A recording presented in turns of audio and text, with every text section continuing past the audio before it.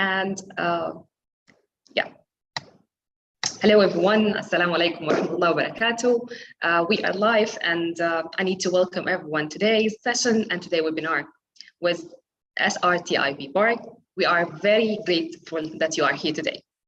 Let me introduce for you our first webinar from very esteemed organization, YEL, which will be about the future of the region and UAE. My name is Sarah Ramadan. I'm so grateful to be with you today and to be your moderator for today's webinar. We will talk about lots of people about technology and resources and what are the future challenges that are growing every single day and how we can tackle them and what will be the impact from the environment, economically and social and even globally impact. But without any further speaking, please let me start with a short video about Sharjah Research, Technology and Innovation Park and the amazing work they are doing. And thanks for them, we are here for today's webinar. So we can start with a video about the park and we come back for you. Video is brought to you by SRTI Park Studio, a whole new visual experience to promote your business. Hello everyone. Welcome to the Sharjah Research and Technology and Innovation Park presentation, your regional gateway for innovation and business growth. The Sharjah Research and Technology Park is a brainchild of the UAE leadership of enforcing the role of innovation and knowledge economy and developing the economy of this country and creating new opportunities for private sector, public sectors, and entrepreneurs. We are delighted and lucky in Sharjah to have the ruler of Sharjah, His Highness Sheikh Dr. Sultan bin Mohammed Al Qasimi, as the chairman of the Sharjah Research and Technology Park. His Highness' commitment to education is massive. He invests in developing the infrastructure of Sharjah when it comes to innovation and education, but his dedication is immense to developing the whole ecosystem of education and knowledge economy in Sharjah. We at the Sharjah Research and Technology Park focus on four main objectives. The first objective is to develop an innovation ecosystem, not only based on the infrastructure of building and the street, but also the mindset of people. We also aim at developing next generation scientists, entrepreneurs, and leaders. Our third objective is to focus on catalyzing knowledge economy, investing in technology and science and entrepreneurs so that we can have an impact and create enterprises that support the economy of the country and Sharjah and make it more competitive. Our fourth objective is really to invest in the future. We identify companies, we vet them, invest in these companies, and we scale them up. We at the Sharjah Research and Technology Park focus on 6 main subjects. The first one is water technology. The second one, production design and architecture. A third one is mobility, logistics, and smart cities. Fourth one is healthcare and digitization. And fifth one is renewable energy. And last but not least, environmental technology and circular economy. These are the 6 areas we focus on. We believe our colleges, our private sector have a competitive edge to grow and develop. We believe in triple helix. We work with government, private sector, academia, and non-for-profit organization to develop our ecosystem of innovation. We have launched research activities with universities, and we're trying to commercialize this research. We also engage with government and implementing best practices when it comes to artificial intelligence, blockchain. We launch sandbox with ministries, and we work with businesses as well in developing and commercializing technologies that will make them more sustained and more competitive going forward. We pride ourselves to be able to attract some of the leading technologies into our park, whether we're talking about 3D construction, additive manufacturing, agriculture technologies, photovoltaic R&D centers, transport and mobility technologies, or mixed realities. We pride ourselves to be part of a 47,000 students ecosystem at 22 universities and education institutions and more than 2,000 PhD holders, all in the same place within the vicinity of the technology park. The Sharjah Research and Technology Park managed to attract global players, regional players, and local players. We pride ourselves to work with international companies like GE, like Intel and Nokia, for example. We work with GE on additive manufacturing. We work with Intel on solutions related to educations and reskilling. And we work with Nokia, for example, on IoT labs and other things. We also have regional companies leading in additive manufacturing like M.E.N.A. We have also mobile fueling companies like CAFU, and also we have companies in health like M.E.N.A. We also have local startups that are thriving and really defining the way forward. At SRTIP, we believe to have a global vision and regional mission. We believe in partnership. That's why we work with countries, academic institutions, science institutions, and with UN-led organizations as well. We developed the Sharjah Research and Technology Park based on best practices. And we managed to benchmark Sharjah against 9 other cities around the world, from Boston to Marseille to Shenzhen to Bangalore to Hyderabad to Philadelphia. We looked at 6 main innovation criteria, like market and investment, inter-firm activity, knowledge and R&D, human skills, infrastructure. And we looked at these things and we benchmarked with other nations around us to see where Sharjah is vis-a-vis this nation and learn from these activities as we go on. Here are some examples of the bright technologies that we are developing here in Sharjah. We in Sharjah are developing next generation technologies that will be promoted in this region and will become an integral part of the mobility solution in the Middle East. We also pride ourselves to have significant investment and technology development in hydroponics and aquaponics and agriculture technologies. We believe that the Middle East food security insists that we develop these type of technologies, and we work hand in hand with the private sectors and with academia to develop these technologies here. We're also developing photovoltaic R&D center. Our main is to promote renewable diversity and bring new source of sustainable diversity to the energy mix when it comes here in the park. We pride ourselves to launch Energy Innovation Hub, a regional platform to engage and attract innovations into this region and link them to the industries of energy within the region. We also pride ourselves at the Sharjah Research and Technology Park to host one of the largest makerspace in the UAE, the Sharjah Open Innovation Lab. This lab dedicated to entrepreneurs, to faculties, to companies to come and co-create and co-innovate the future of technologies at the park. We develop and promote this soil lab by engaging with different players, whether you are an investor or a company or academia. They all come and co-create and create businesses and enterprise out of this lab, which features cutting-edge technologies in textile technologies, electronics, metal, 3D technologies, and others. For SRTIP, collaboration with academia is an integral part of our work. We work with universities in the UAE and around the world. For example, the American University of Sharjah is one of our key partners, and we work with them on 4 main areas. One around IP and commercialization, entrepreneurship and development of science, employment and internship, and also lab exchange. We believe to have innovation, we have to develop human capital and develop a strong link to academia and academic institutions. I would like to share with you some other examples of the innovation we have here. We've managed at SRTIP in collaboration with academia and industry to create a regional lab for construction of 3D materials. So we have printed many houses using 3D technologies. Another example of what we do is we develop IP, intellectual property, and commercialization of the IP. And the topic, for example, here is conductive concrete. Another example of R&D is we are developing an exoskeleton technology that can apply for healthcare sector and also apply for industry within construction as well. And we do this in collaboration with academia and in collaboration with the private sector as well. The Sharjah Research and Technology Park also thrives on developing an ecosystem. I have spoken about the Middle East Energy Innovation Hub. This is a platform to develop new innovation within the energy sector. To be able to conduct our work at SRTIP, we have developed a comprehensive ecosystem that includes events and themes like the Women in Technology, promoting circular economy, and launching various accelerators. Our flagship accelerator is the Sharjah Advanced Industry Accelerator. We pride ourselves to be a home for the Middle East North Africa Innovation Technology Transfer Summit. We would like to position Sharjah as a platform for technology innovation and technology transfer in the whole Middle East. And we work with scientists, science institutions, academia, private sector to be able to do this. In addition to that, we run a series of events at the Sharjah Research and Technology Park. These comprise webinars, exhibition, conferences that allow businesses and partners and tenants of SRTIP to engage and grow and develop their businesses and build up strong network with investors, businesses, academia, and government. We also launched the Sharjah Angel Investor to create funds and make funds available for startups to come and grow out of Sharjah. We also host many delegations throughout the year at the Sharjah Research and Technology Park. We host a lot of webinars, and we aim to do more of these webinars to cement relationship with countries, with industries, and with different players. Sharjah Research and Technology Park also have fantastic facilities for exhibition. We host many exhibitions and conferences at the park, and we aim to continue doing that going forward.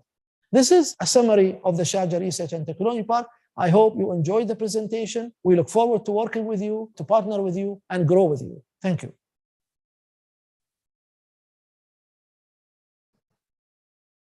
Okay, here we back. Let me again welcome everyone who joined lately, and Assalamu alaikum wa rahmatullahi wa barakatuh from everywhere in the world. Hello everyone again, one more time about our special webinar. Thanks for Mr. Hussein and for the amazing team for preparing this webinars. It's like a window, as we mentioned, that Sharjah now is really transformed. And you can see, we are part of the park. So whenever you are there anytime, come cross by, have coffee, chit chat, and you will find lots of stakeholders you can be engaged with. So it will be very fruitful for everyone to work together. Let me start with today's webinar. Again, we will speak more about technology and how these challenges will face everyone and everyone should tackle. And our special guest today, our special and amazing lady speaker today will be Alanoud Al-Hashemi. She's a Yale member and she's a CEO and founder of The Futurist. Alanoud, welcome on board. So proud to have you as the first speaker with Yale members. Welcome with us.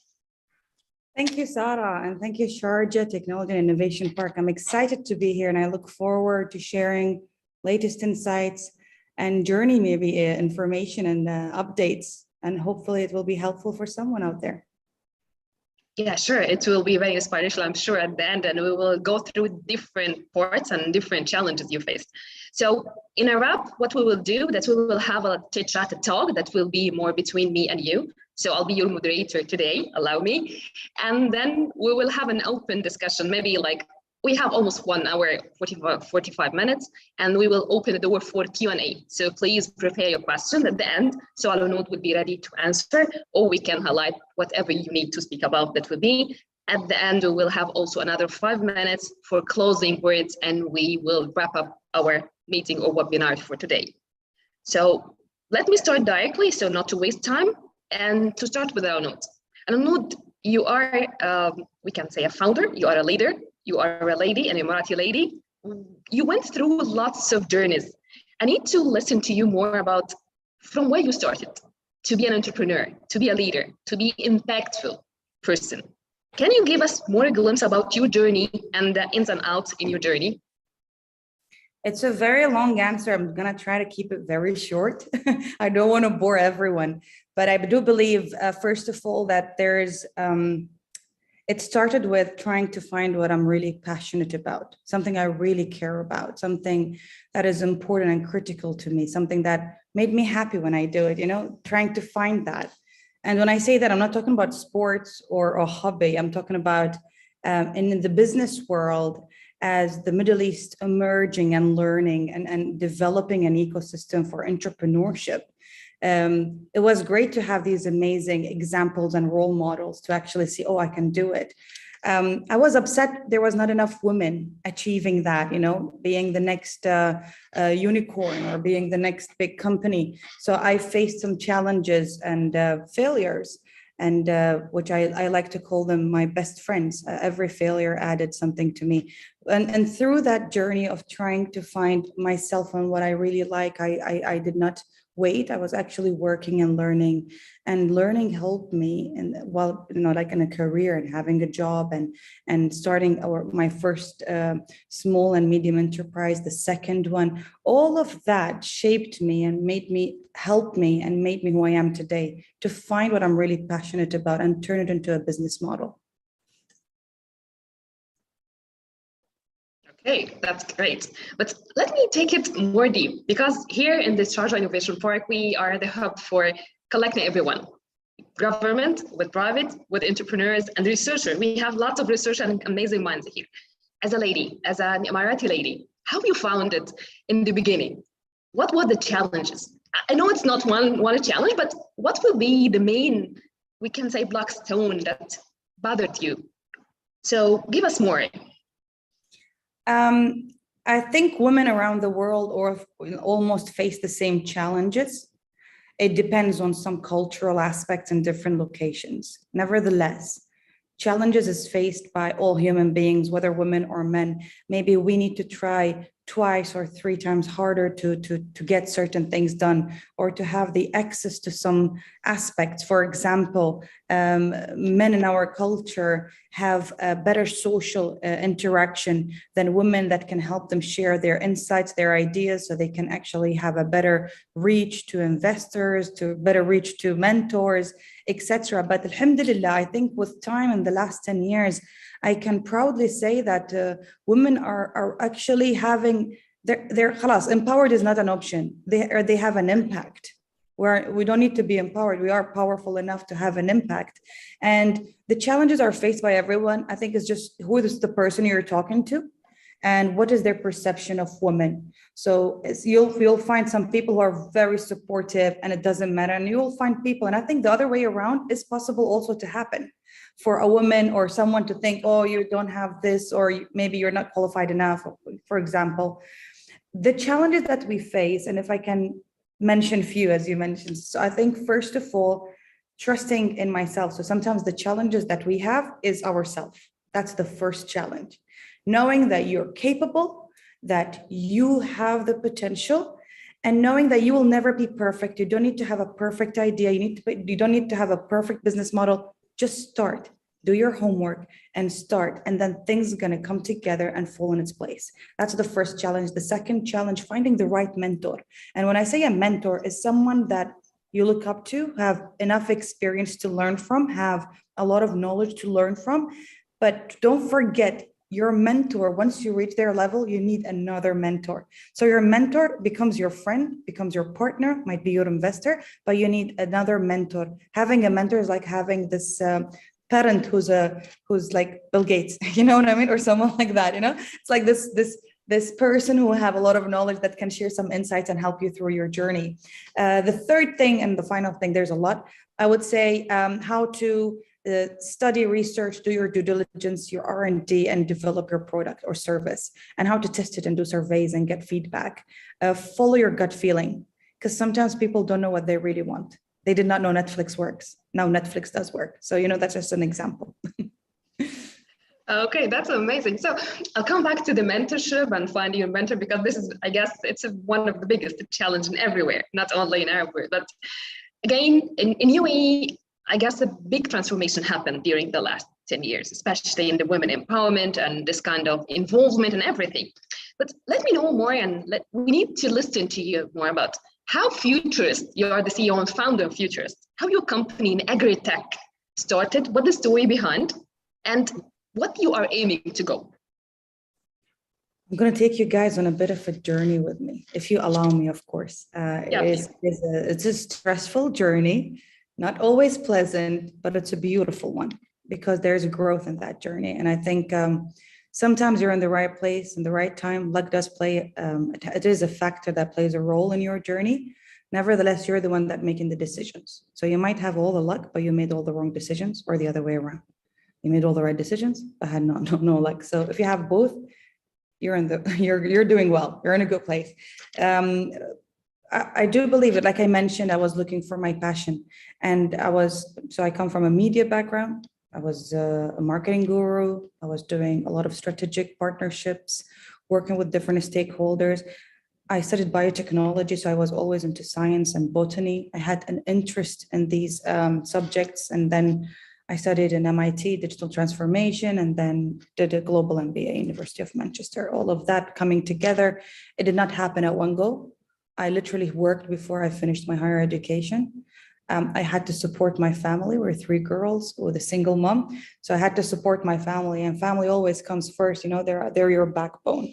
And then from there, I had to find what I'm really passionate about. I always felt I have the tendency toward doing something good. Doing something good make us all feel great. You know, it's certain hormones, dopamine, you're happy, you're doing something really good, but it never lasts. There's always a sponsorship that is required, a funding that is needed. And I believe that, you know, if you don't have that, then it stops, and that's really sad. So there's that emotional aspect, which I'm not a big fan of, because I think business is business. But when you realize with time and with all the knowledge and everything that you picked up over 15 years of experience working in government and private sector, and I was studying and working at the same time. Don't ask me how I did it. A lot of sleepless night, and makeup does help with when you have dark circles. But all of that helped me shape a certain aspect. Sustainability was not a big thing back then. No one talked about sustainability. It was CSR, social responsibility. It was marketing. It was these kind of projects I would volunteer to help with. And then, funny enough, I bump into a group of people, like-minded people, international, with over 8 different nationalities. And they're a bunch of scientists and researchers who have similar experience like I do, want to do something good in the world, but they understand that the business model is not sustainable. If you don't have the funding, sponsorship, you can't really do much. And we all came from big corporations that make a lot of money, but we believe that there is much more that we can do as humans. We have so much technology out there and so much amazing minds, but we're stuck when it's really important things. But the big corporations are still doing so much money and not looking at the impact that they have developed. And we're talking about since the Industrial Revolution, there was a lot of impact since then. And we started working together, like researching and development, and then a lot of these R&Ds, there were a lot of reports were there, and they sparked something that it was that moment where everyone had goosebumps at the same time. Like, this is it. This is what we want to do. And that's where the Futurist company was born. We wanted to build a better future. While every company we worked and did strategies for 5 years, we really wanted to do something for 25 years. We wanted to evaluate the impact of organizations and help them build a business model to offset the negative impact, turn it into a positive one instead, so that ROI is actually measurable, the solutions are being developed, and the results are there. So we believe that we have as humans the technology and the capabilities to do something. And we wanted to work on future-facing projects. And that's how the whole thing started. And we believed through the reports that we reviewed and worked on that food security is #1 important to us. Like, it's very important for humanity, first of all, but for us as well, to understand that the food and energy and water nexus is the most reliable 3 different aspects that humans need, and without them, we won't be able to survive. And that's where we started. And food security is one of our projects, along some energy projects that works around non-lithium battery storage and integrating renewable energy and other interesting stuff that we're working on. That was a long answer. Thank you for listening. Yeah, but it's very inspirational as well. So let me again recap. You started Futurist as a part of, you need to not to correct, but you need to make sure that the industrial revolution is going on the right track. We have a measurable outcomes that we really aware of this in every aspect. And then you started to have another project, which is Gaia, which is mainly focusing on the food security, and especially after COVID, I guess everyone is now obsessed what will be the basic needs and how we are sure that those are fulfilled. So you started from a holistic perspective, we can say, and then you started to be more focused and genuine in what you are tackling those challenges regarding the food security in Gaia, right? That's how it started with you. It is very interesting, yeah. The way that it works, normally in business, you try to find the demand, and then you try to find the need, not the want, and then you try to offer that with your product and your service. Food has always been the reason why we have borders, and the reason why we have a supply chain, because we always cared about having and providing food when you need it and having it available. And the most catastrophic ever incidents in the world was famine, and not having enough food. Crisis starts from there. The importance of it, because I believed in 2 things. A person without food can't really focus on studying or learning or go to school. That's the first thing. There is a certain weakness in a society when they can't do that, when food is your first problem or the thing that you look for. And the industry is so interesting. So when we looked into agri-tech, we saw this amazing technology integrated with humans to provide us with food. But then we saw different aspects that actually have a negative impact. And we're thinking about sustainable impact, social impact, and we looked into governance also. So the whole ESG kind of aspect. And then we saw that there's a lot of consumption of energy, especially in a region where heat is started already, and we looked into why it's more expensive when you're going organic or using agriculture technology, fresh produce, so agri-tech fresh produce, and we saw that the problems actually there are solutions, and that's where it all started. So okay, let's find a solution for every problem. Let's put it together and let's make it totally independent and not relying on electricity, and something that will allow us to have affordable, good quality food for everyone. It all started from that good quality food that's affordable for you and me. We can find it, it's accessible. And we built a 10 years plan to take it from we did the prototypes, from prototypes to launching it to retail to different other aspects in 10 years. I don't want to share more details about that. Unless everyone is willing to sign an NDA, maybe we can talk about that. But for now, that's my answer. Okay, that's amazing. Okay, so again, I need to go back for the journey because we mentioned mentorship. You mentioned this in a very deep way and how this mentorship should be going. So let us also understand more about Yale program. What we call, because you are one member, and I guess we will have more speakers from Yale, so it would be good for everyone with the audience to understand what Arab leader or young Arab leaders means for you and how the mentorship helped you in your journey. So young Arab leaders to me is a family. It's more than just a social enterprise. It's a family. We meet on regular basis, all the members at Young Arab Leaders. We interact, we network. They create so much value by connecting us together, like-minded people. And I have so much faith in the Arab youth. And when I'm surrounded by like-minded people, so many amazing ideas and synergies actually like they're born in that moment. And then there's so many social and educational. When I say educational, we have the most interesting talks with the most amazing people. Organized by Young Arab Leaders. So it is one really wonderful family that inspires everyone. And the mentorship program is something that we're looking into. So the futures, so Young Arab Leaders find students and then they become our interns, and then they learn from us as entrepreneurs. What that helps is that younger generation becomes entrepreneur in a young age. So they don't do my mistakes, your mistakes. They actually skip that part.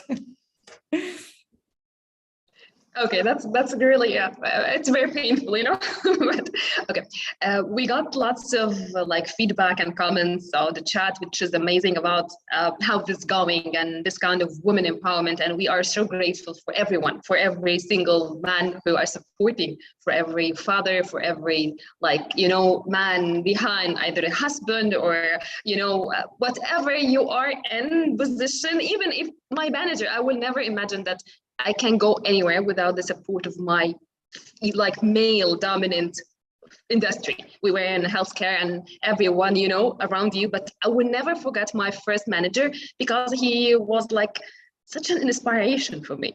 He was like a legacy. Oh, you are so great. And he supported me a lot. So we are so grateful for everyone, women and men, who are working together. But maybe because we are celebrating a little bit, we are a little bit biased for women because we try to give her a little boost to believe in herself. As Anoud said, sometimes you don't believe, and it's about everyone. It's a human nature. So whenever you got this kind of empowerment, you got this kind of enlightenment, you find it's 1 minute, 1 moment, 1 talk, 1 coffee can change your whole perspective about yourself and what you're going to do in real life, which is exactly we need. And I guess we need to talk more about how the park is again working, because Sharjah Research and Innovation Technology Park is working now to blend everyone, students with government, private with entrepreneurs. So everyone will be in the same page and we can go along exactly what you said, tackle the challenge one by one, trying to figure the first or the best solution that we can offer, and especially in this region because we are moving so fast. UAE is moving so fast. and lots of development is going there. So minds as well need to be in the same page or aligned with what's happening. So yeah, that's a really inspiration for everyone. Thanks for sharing those comments. I guess we can just wait for the end. So we have the full questions. Whenever we can answer, I don't know, I'll give it to you, or we can also refer to the Sharjah Park so they can help us in the answer. So if you don't mind, to add one point, because I understand that there is a lot of companies, public, private sector, and I think maybe there's few insights I can share that can be useful. So when we looked into our research and for us to be able to have a better future, the old ways of doing business is not going to help us do that. You know, we used to always see big companies working alone and small companies working alone, and then you have some medium ones in the middle, and then the government hiring. Some of them can afford the big ones, and then some of them can afford the small ones, and accordingly, depending on the budget.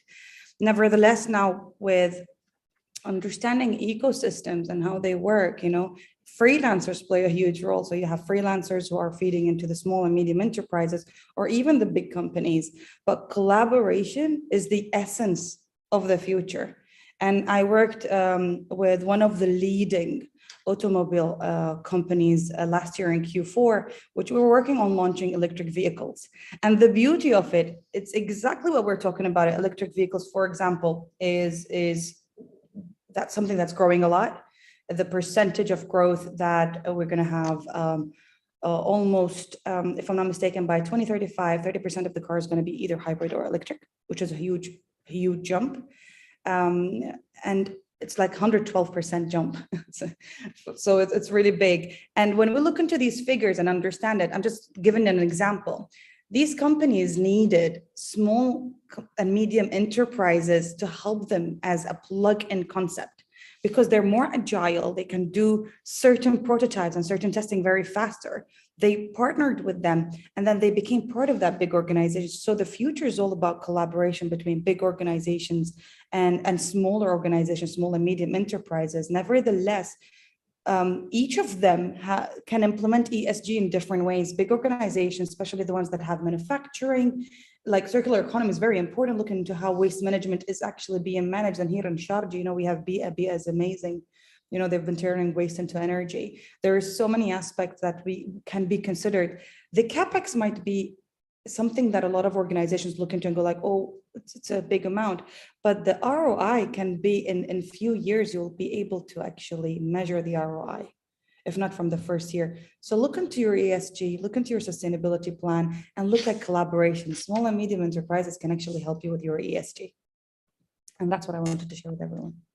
That's amazing. I guess we are in the right place because I guess more of the last we have here people from the research and academia part. And for many years, we had this gap between academia and what's going on in industry. But now we try to not to bridge the gap, but we need to cover it. We need to fill it with all those talents and all those amazing minds.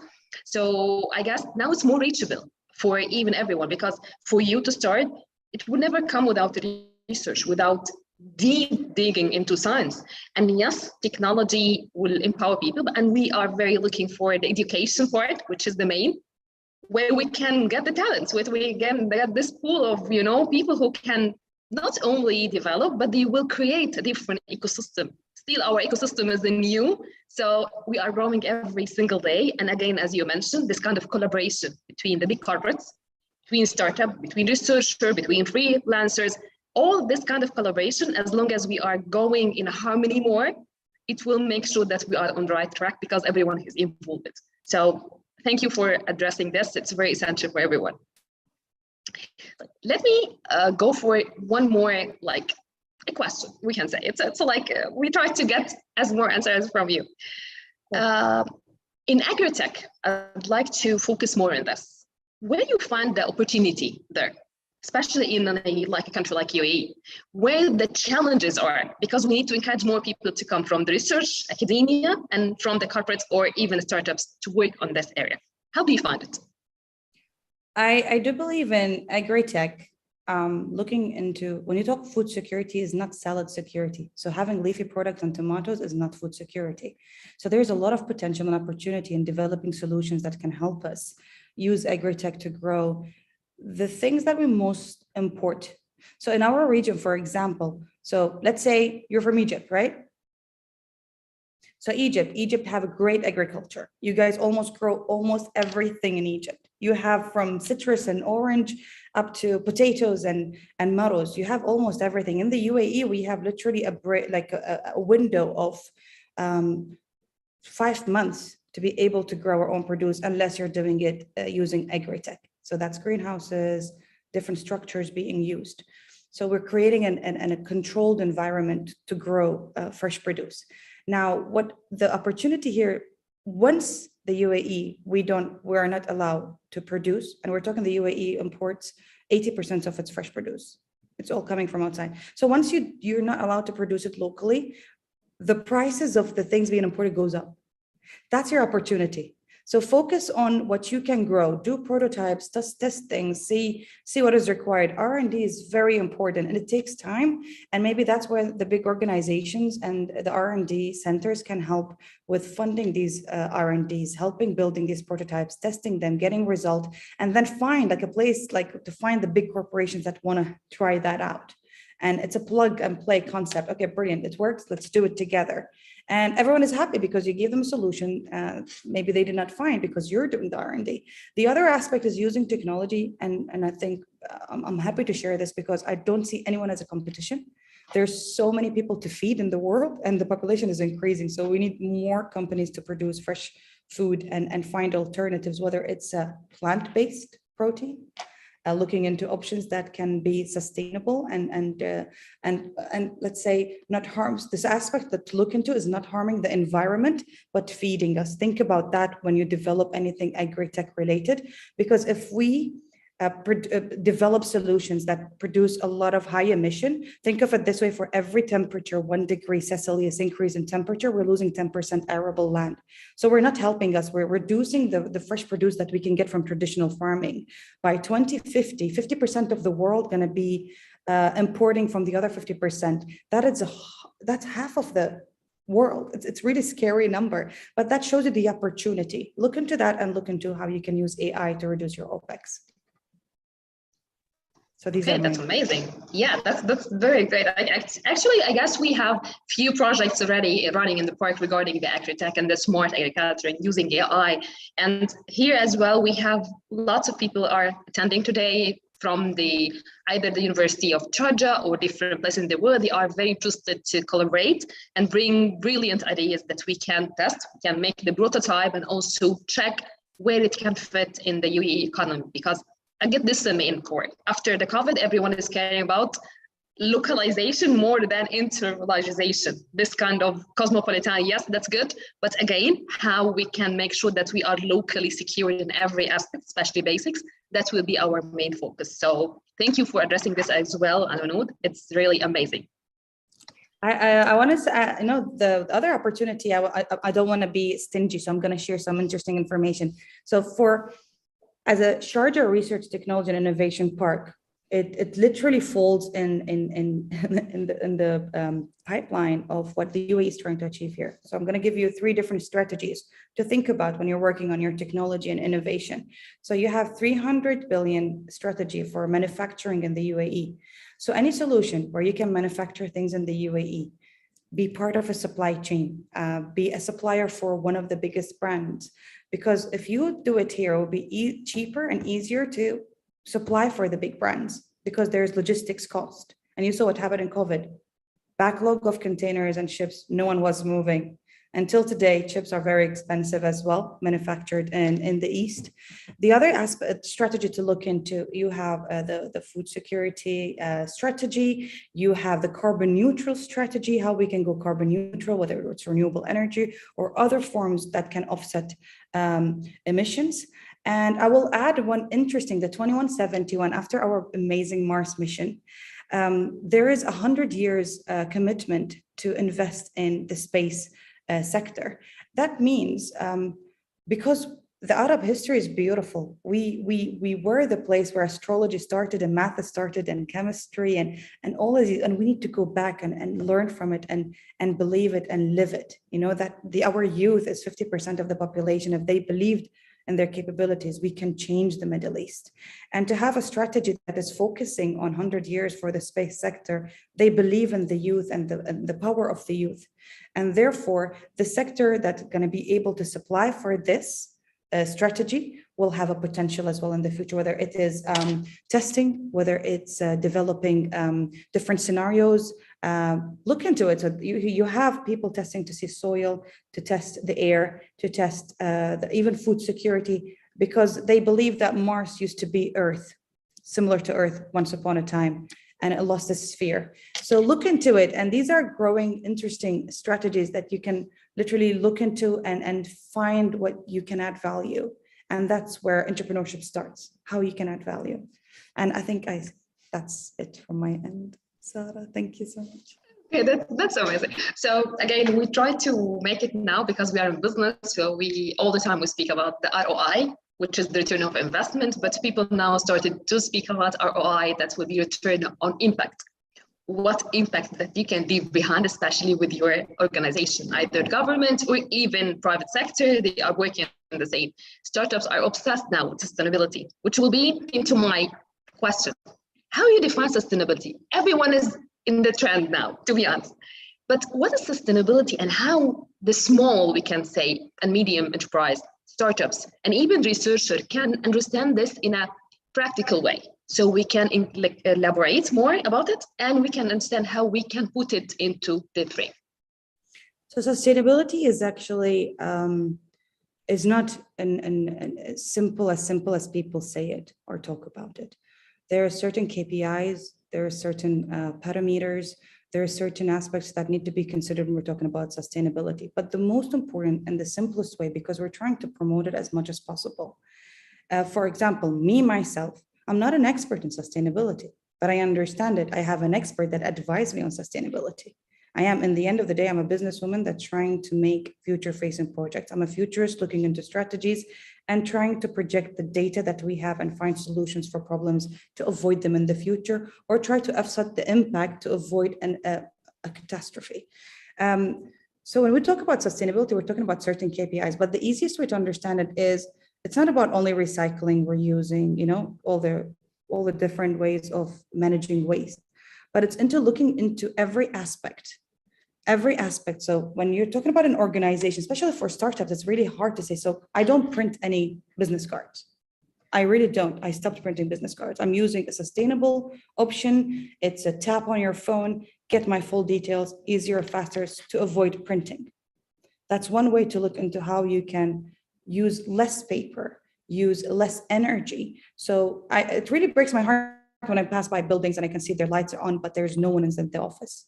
Like, I don't understand why, but that actually plays an impact. That one building, part of 100 buildings, the impact of turning off the lights when you're not using the office is immense. So if you work from your company to develop that culture of waste management, recycling, less energy consumption, finding alternatives that actually help your business.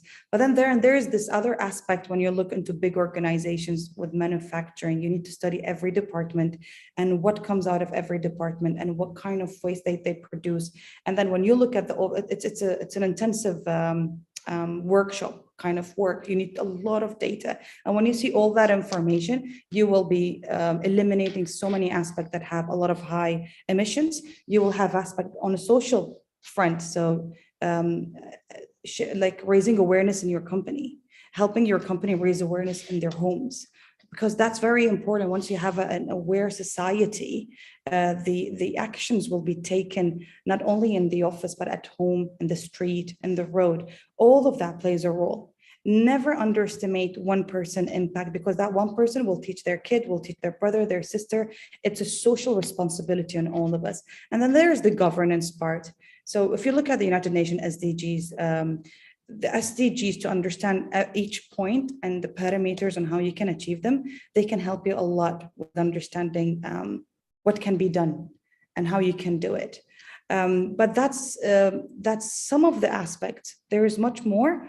I will always advise on hiring someone to help you understand how it works for your organization, Because if you just read it, you won't be able to understand the parameter. You need someone who understands your organization, how it works, and help you achieve it. It's a great ROI. You will save a lot of money if you implement it properly.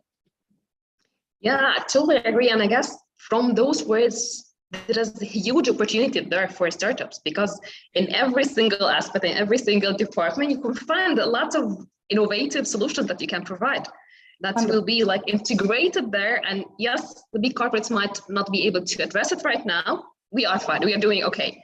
But whenever you address, something can be improved here, something can be changed here, then it will be very impactful on you.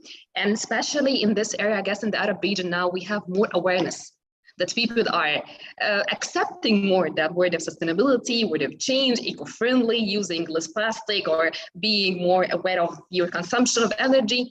Those words were new, but now I guess with those all efforts everywhere, especially from the government, it's pushed to be more familiar. And I guess the new generation will be even much better than us. 100%. I'm actually very envious on all these children from school that I see in Expo 2020. I wish I had something like that when I was in school.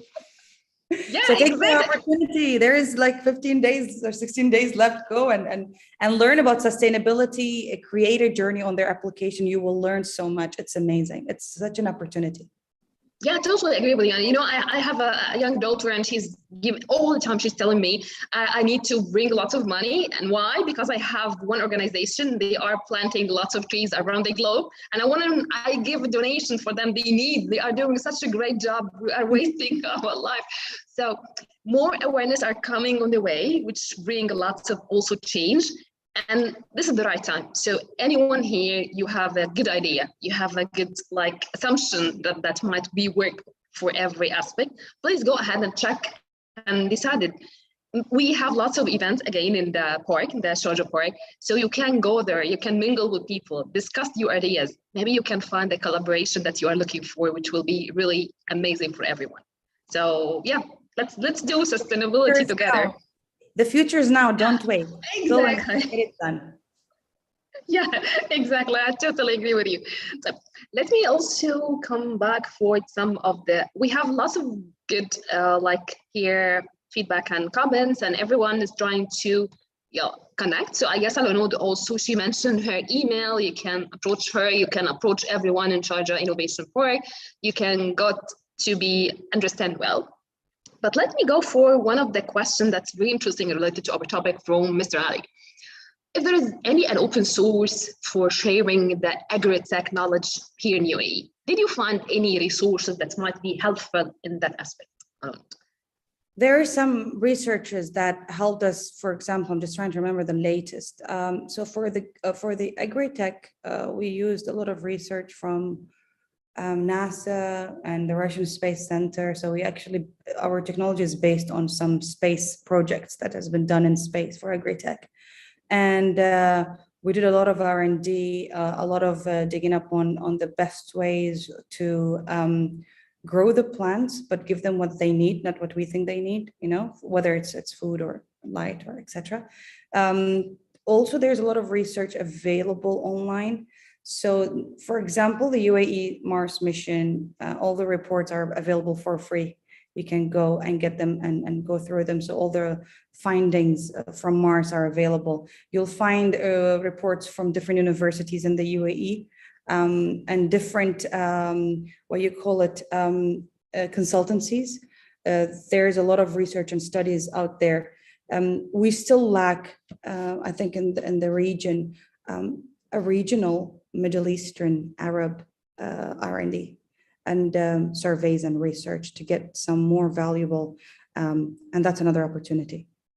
Just right there, that's another opportunity. So to find them is important because that's how you're going to be able to assess the impact, the demand, your product, different aspects, how you're going to implement it, your supply chain. So there is available research, but there is an opportunity to have more for the region, from the region.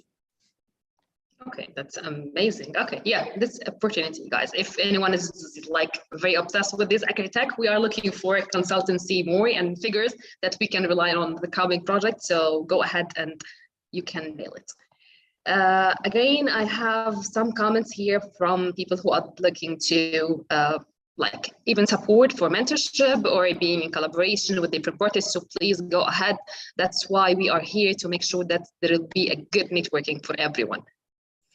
Another one question, I guess it might be more into the Sharjah RTIP park. So if there is any kind of accelerators, because I guess Jean is asking about the accelerator. She is in the scientific entrepreneurs and she's looking for something in therapeutic. So I'll highlight this. I guess Al-Anuud will not be involved in that much. So I highlight this with the team with us, so they can reply to you back, Jean, regarding this. And the park is always open, and the doors here are open for you to come and attend one of the events. We have now physical, yes, we have physical events finally. So please come and join us anytime in UAE or in Sharjah, you will pass by. Thank you. Let me check if there is any other question. We are so happy to have it. Again, from Jean, do you have any idea if there's any opportunity to conduct a preclinical and clinical study for novel therapeutic in UAE?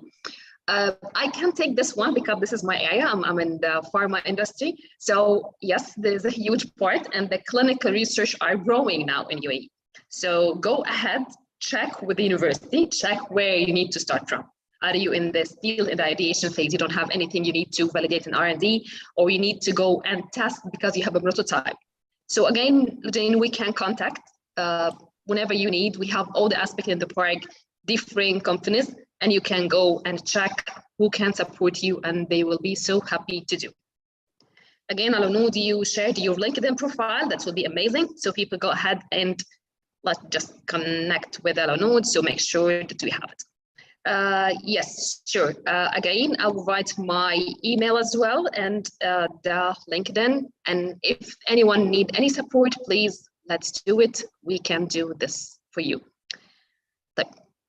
I have another question for you, Al-Anuud, before we wrap up everything, because this is very mysterious for me. If you have, from your personal experience, how you can select your mentor, because this is very tough. Mentors are very rare. It's not easy.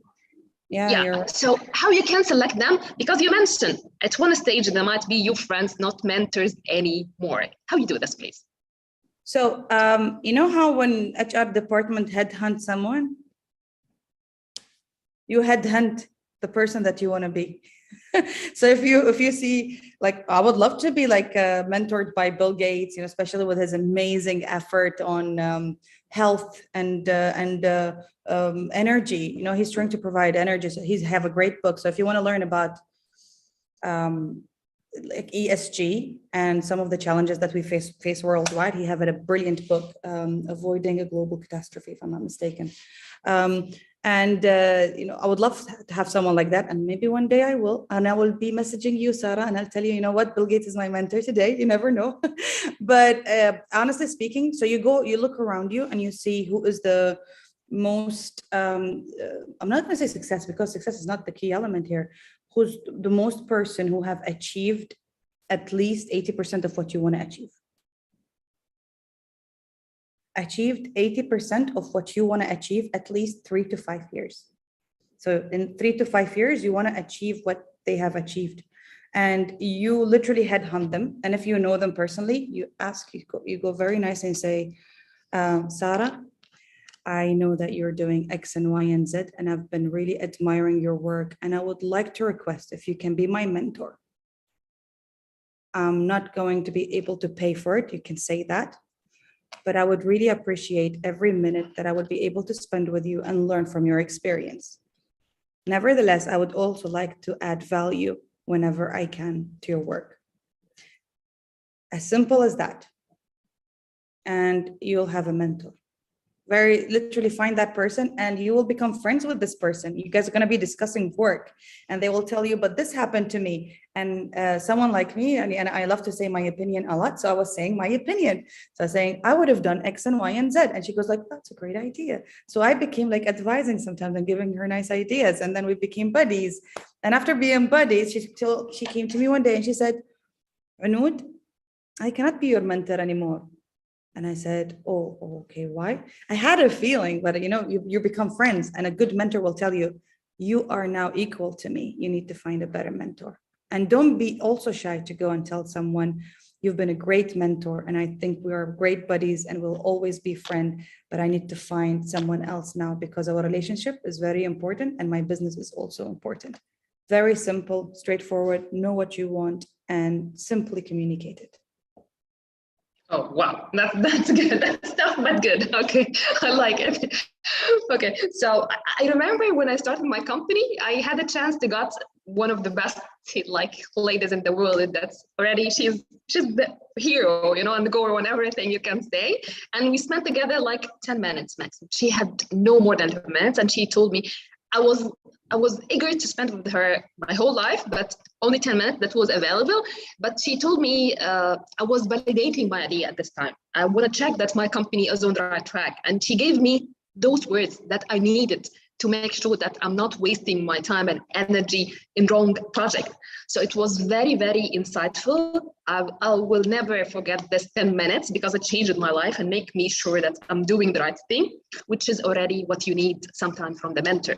So thanks for sharing this, and make sure that friends are mentors or no based on your strategy, but make sure that you are learning from them and you're adding a value.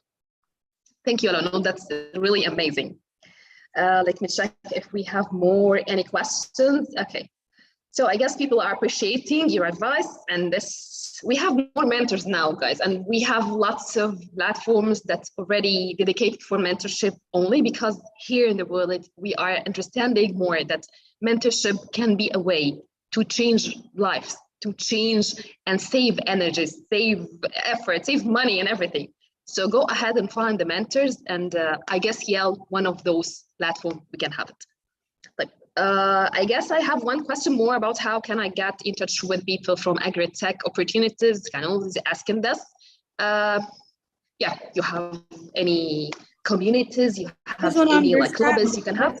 You know, how can I get in touch with people from or for agri-tech opportunities? So do you have an idea or you want to work with them? So it depends. So I'm going to answer both. So if you have an idea, you need to develop it, you need to work on it and research it and have a very solid proposition that you can take to an agri-tech company. Finding an agri-tech company is not that hard. If you just Google it, you'll find them. You know, it's not that hard, honestly. The other way around, if you're looking to work for one, I think, yes, I do have some background in engineering, experience in hydroponics. That's brilliant. So you want to work for an agri-tech company. If you Google them, you'll find them. You'll find them on LinkedIn. You're going to find them on all platforms.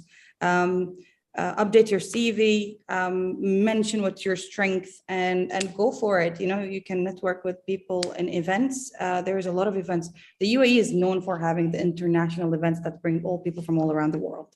So go to these events, do your network, and meet them and talk about what you really can add, how you can add value. Totally agree. Network and building network. This will be I guess, the asset, the virtual asset we can rely on till we have the metaverse, but we can rely on networking and knowing each other, meeting each other. Again, the park is open and we have lots of events. I guess coming days, we have people from different perspectives. Go for Anoud. If she has anything, I'm sure she will help in this. Let me check one more because we have lots of this and people are trying to introduce themselves, which is great. Please do, and reach whoever you feel that can be supportive for you. I guess our time is a little bit too tight now, so I need to finalize our webinar. I don't like it to end, but I need to. So I will ask you for what last we can say wrap up message that you can give us to take it home and work on, especially for people who are starting in their own business for the first time. Test, research, and continue developing. So the most important thing I've learned in the whole experience when we were doing the testing, it might take a long time, never give up, you know, be stubborn. If you feel it in your gut that this is the way it should be, stand up and say it to your team, say it to your investor, talk about it. Like, I feel like this is not the right way to do it. This is and propose your idea. Testing is important, but when I say testing, I mean, when you have a prototype and you're testing it, try to get the results that you're aiming for and continue developing your product to the next level and keep developing it. There is no no pause in the process. You keep developing your product continuously. Start and don't wait. I mentioned that before. It's very important because you can lose opportunities when you wait. There is no right moment. There is no perfect moment. No one is going to open the door and tell me your idea. You have to go and talk to people and don't be shy. Whether you're an introvert or you're extrovert, it doesn't matter. Your idea is important and you're an important person that need to talk about their idea. I'm not here I'm not bossy, but I know because I've been there. Like really that moment when you question yourself, that idea, that beautiful idea might get lost. So haram, go for it. Believe in you, believe in yourself, and reach out to people and talk. Don't share all the details. Share the value that you add and what kind of product. Always let people sign an NDA, and your mentor will be able to help you, how much equity you can give with investors or what kind of different layouts and formats for it. But, find someone that can give you an advice. Check always, double check, Google and research. Don't go ahead immediately. A lot of people lost a lot of money doing that. Wow, amazing. Okay, just to start ahead, don't waste your time, don't waste your life. Be ready, and the right moment will be created for you because you are starting. Thank you for sharing that much of the information insights. I really like it. I don't know, it was my pleasure to be with you moderating this webinar. I guess this is the first, and we're looking forward welcoming you again back, maybe in the park personally. We can have another event, and we will be looking to hear more about Futurist and Agaya and what you are doing and how impactful your business is, because we believe that the change will come from entrepreneurs and leaders like yourself. Once more time, I'd like to thank the park for the opportunity to meet everyone. Please feel free to reach the team and ask for whatever you need. And whenever we are here, come to the Sharjah park, and we'll be more happy to welcome you one more time. Thank you, Sarah. Thank you, Sharjah Research, Technology and Innovation Park. And thank you for all the people who joined us and asked all these amazing questions. I hope it was insightful. Thank you. Thank you once more time for all people who attended from all over the globe. We are so happy and so grateful for being with you today, and looking forward for more webinars coming days. And till then, assalamu alaikum wa rahmatullahi wa barakatuh. See you in a good health